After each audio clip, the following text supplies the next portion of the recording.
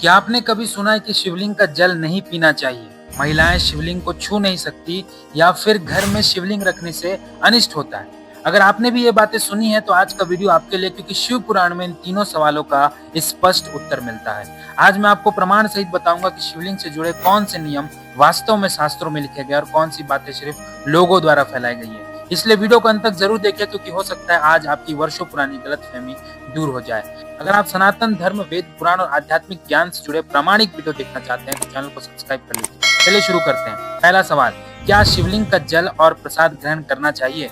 शिव पुराण के अनुसार नैमिषारण्य में ऋषियों ने सूत जी से यही सवाल पूछा था, क्या भगवान शिव का नैवेद्य और अभिषेक का जल ग्रहण करना चाहिए? सूत जी ने बताया कि शिव भक्त को गलत धारणाओं से दूर रहना चाहिए।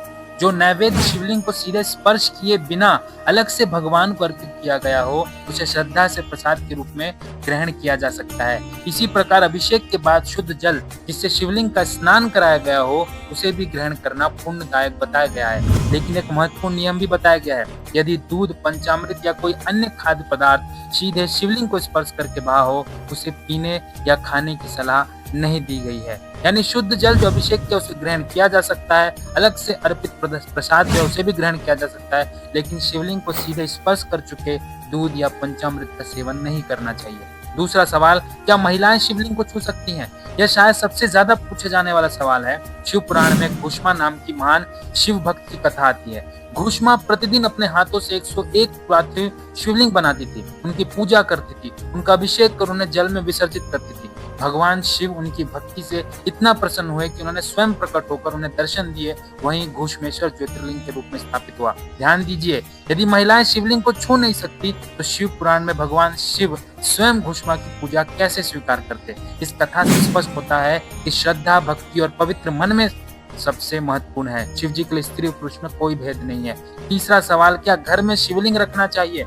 बहुत लोग कहते हैं घर में शिवलिंग नहीं रखना चाहिए, लेकिन शिव पुराण में ब्रह्मा जी और भगवान विष्णु के संवाद में इसका अलग ही उत्तर मिलता है। भगवान विष्णु ने देवताओं को शिव पूजा का महत्व बताया, विश्वकर्मा से विभिन्न प्रकार के शिवलिंग बनाए। इसके बाद ब्रह्मा जी ने स्पष्ट कहा कि मिट्टी, धातु, सोना, चांदी, पारा या अन्य पदार्थों से बने शिवलिंग को घर में स्थापित करके पूजा की जा सकती है। अर्थात शिव पुराण घर में शिवलिंग रखने से मना नहीं करता, लेकिन एक बात अवश्य है, यदि घर में शिवलिंग रखे तो उसकी नियमित पूजा, अभिषेक और सम्मान पूर्वक देखभाल भी करना चाहिए। तो दोस्तों, आज हमने शिव पुराण के आधार पर 3 महत्वपूर्ण बातें जानी। महिलाएं श्रद्धा से शिवलिंग की पूजा और स्पर्श कर सकती है, शुद्ध अभिषेक, जल और अलग से अर्पित प्रसाद ग्रहण किया जा सकता है, और घर में भी नियम पूर्वक शिवलिंग स्थापित किया जा सकता है। याद रखिए, सनातन धर्म का आधार अफवाहें नहीं बल्कि शास्त्र है, इसलिए किसी भी बात पर विश्वास करने से पहले उसके शास्त्रीय प्रमाण अवश्य जानिए। अगर आपको यह वीडियो ज्ञानवर्धक लगा हो तो अपने परिवार और मित्रों के साथ जरूर साझा करें, ताकि शिव जी से जुड़ी गलत धारणाएं दूर हो सके। वीडियो पसंद आया तो लाइक करें, कमेंट में लिखे हर हर महादेव, और ऐसे ही धार्मिक ज्ञान के लिए वैदिक नॉलेज विद कैलाश को सब्सक्राइब करना ना भूलें।